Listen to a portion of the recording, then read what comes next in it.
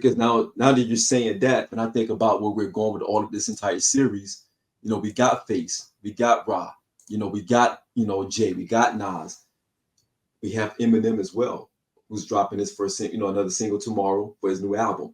Does he leapfrog Eminem at this point? Because I'm not a huge Eminem fan.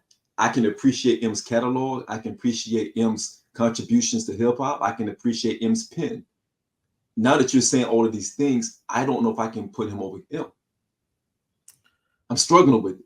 I'm be honest with you. Objectively more conversational. I think we, as black men, enjoy Kendrick's music more because we're black men. So we can objectively say, well, yeah, Kendrick has a better catalog than M. But does he? Right. Like, because M's first three.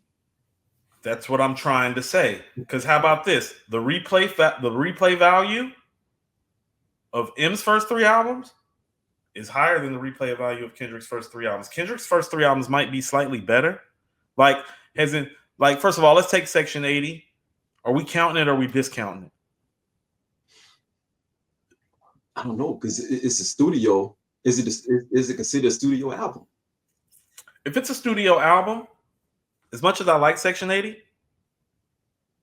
Marshall Mathers LP is better. It is. It's more complete. It is. More complete. Marshall Mathers LP, Good Kid, Mad City. I give the nod to Good Kid, Mad City. Yeah. Now listen to what I'm about to say. The Eminem show is not as important as To Pimp a Butterfly. Right. But there are more songs that have stood the test of time that have replay value that are more indicative to the high level artistry that man is than you see on To Pimp a Butterfly. Like people To Pimp a Butterfly is what I like to call a stylistic classic. It's like, no, you liked what he was putting down, right, and you enjoyed the way that he put it down. Right. But M got some shit on the Eminem show, and it might be his best album. And so it's not as far-fetched as people think for it to be a conversation. And here's what else I'll tell you. Do you think Kendrick is lyrically better than M? Because I don't.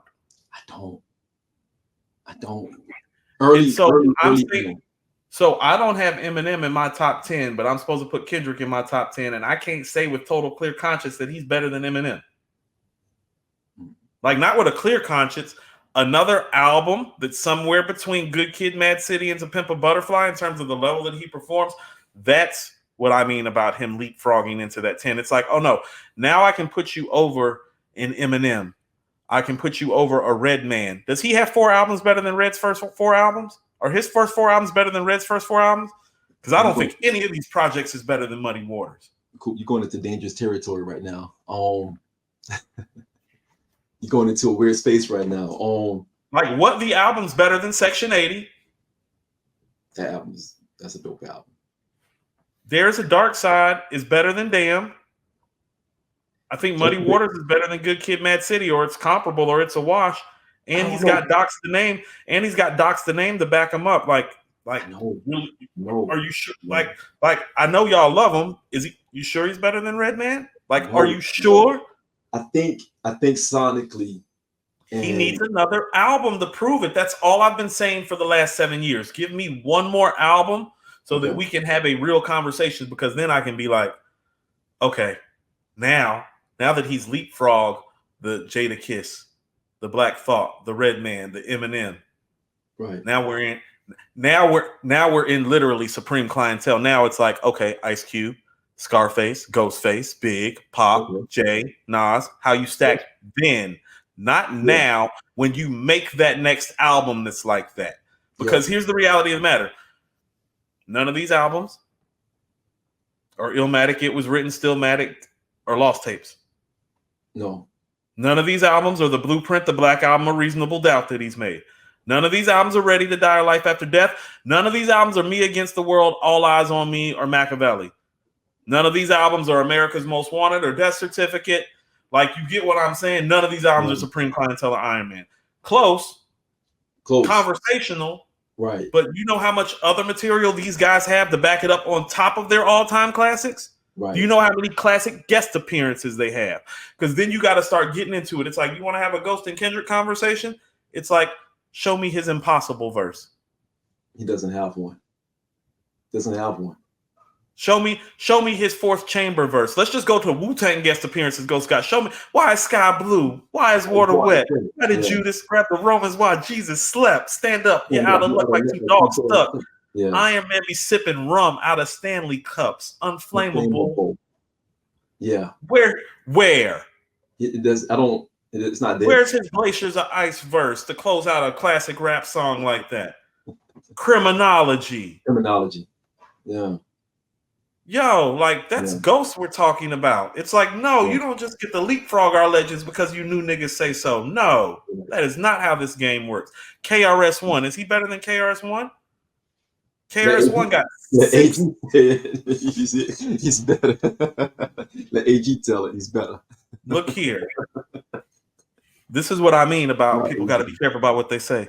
Yeah. Where is he better? Is he better lyrically than KRS? No.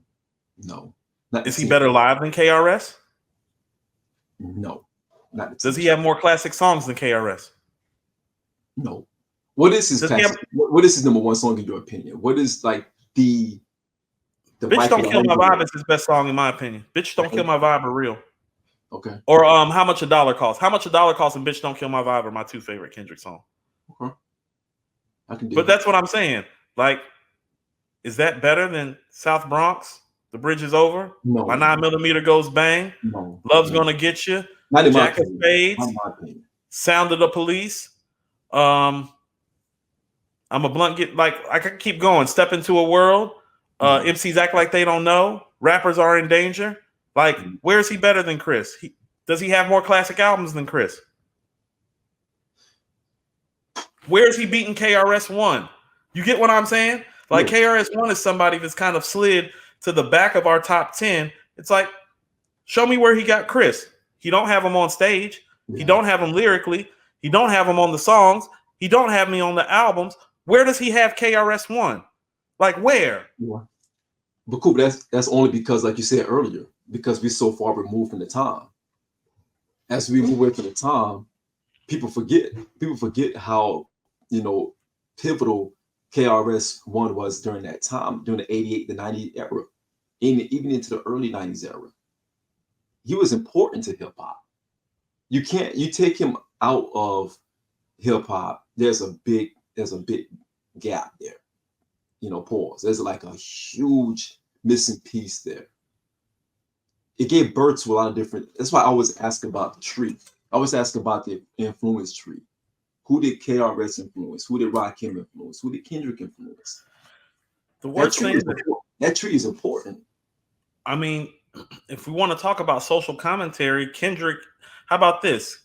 Kendrick lyrically and content-wise is more Rakim and KRS-One with Andre 3000 style, because he has some of KRS-One's social commentary sensibilities with Rakim's lyricism, but with Andre's style.